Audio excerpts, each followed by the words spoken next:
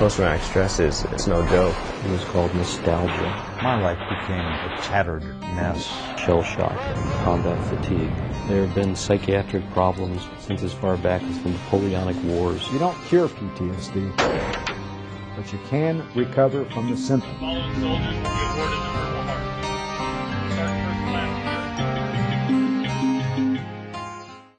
Combat is about more than tactics and strategy, manpower and logistics. The battle takes place in a physical location, but it also occurs in the minds and emotions of the soldiers, Marines, sailors, and airmen who are there. In one way or another, the stress of combat affects them all. Every day holds potential dangers for troops patrolling the streets of Iraq. A bullet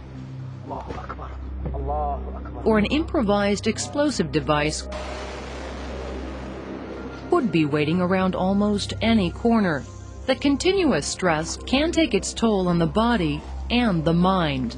If you ever go to a place that is in conflict, that has soldiers and civilians and other folks that die, that is a stressful event. Being away from your family for extended periods of time, it doesn't matter if you're a soldier or a civilian, being gone for a year is stressful on your family. People grow apart. People have ongoing stressors in their relationships. Those are challenges for anybody. What we're trying to do is recognize those challenges so that we can address them and help soldiers cope with them. It's important to realize that everyone exposed to a trauma is changed. There is no way to be exposed to a serious traumatic event without it changing your life, the way in which you look at your life and yourself and your family, the way in which you value different aspects of your life. Dr. Robert Ursano is chairman of the Department of Psychiatry at the Uniformed Services University of Health Sciences, the medical school devoted exclusively to training doctors and nurses for the military. Dr. Ursano is also director of the Center for the Study of Traumatic Stress. Some people will go through traumatic events and do quite fine. In fact, the vast majority of people do. Some few, however, will suffer psychiatric illness following exposure to serious traumatic events. It's so traumatic that it's part of your life forever. It's not just a memory, it seems like it was yesterday. I remember the smell, the sound, and seeing my chief. It's hard, but I remember it very well.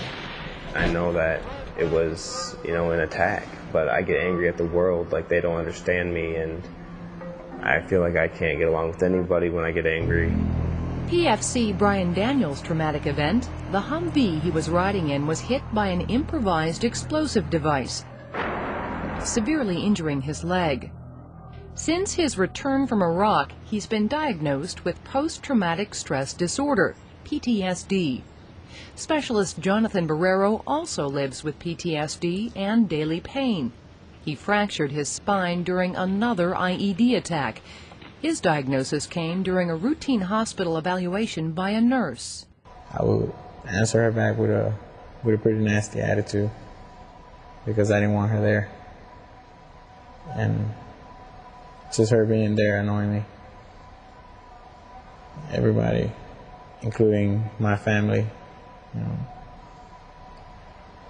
and just noticed that I had a lot of bad dreams. PTSD was first identified as a distinct condition in the wake of the Vietnam War. My life became a tattered mess. In a 10-year span, I had 18 separate jobs. It spiraled down to where I contemplated suicide. Vietnam vet David Powell served in the 1st Marine Division from 1966 to 1968. His PTSD wasn't diagnosed until the mid-1980s, well after it helped destroy his first marriage and his career in the computer industry. That's when he began to drink heavily. And so it became more desirable to be on mental vacation or drunk than to be in the here and now. PTSD wasn't defined as a specific psychological condition until 1980. One reason it took so long to identify the source of David Powell's problems. The key element, the individual has to have experienced or witnessed an event involving death or serious injury and responded with feelings of horror, helplessness, or fear. There are 3 sets of symptoms. First off, we see what we call intrusive thoughts. Those can be remembering the event when you don't want to. Secondly is what we call hyperarousal, difficulty sleeping, jumpiness, perhaps jumping at loud sounds, feeling startled.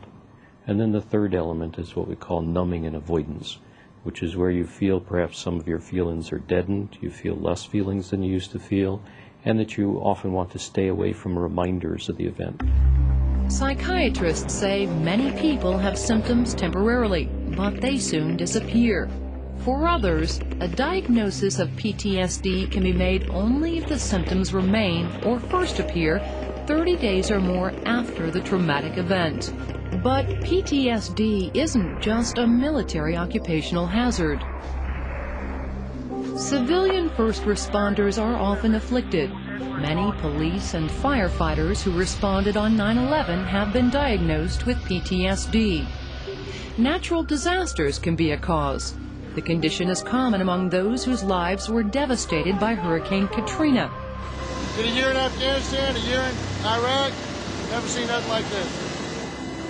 The same is true for survivors of the massive Indonesian tsunami of December 2004. Serious accidents and violent crimes such as rape can be a trigger.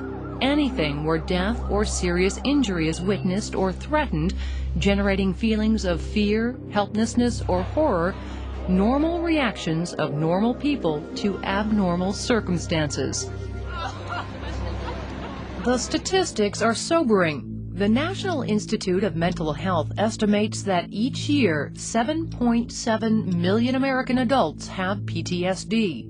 It can occur at any age, but the median age for the onset of PTSD is 23, and many never seek help. There's a stigmatization of mental health illness and issues in the general population that our Army has a tendency to reflect because it is America's Army. And it is a challenge to break through this stigma. PTSD isn't limited to the Army.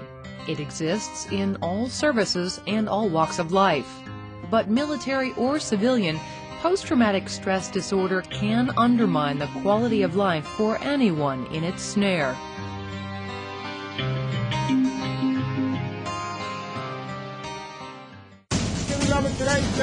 Next, how the military is doing more than ever before to identify and soothe the wounds within. When Recon continues.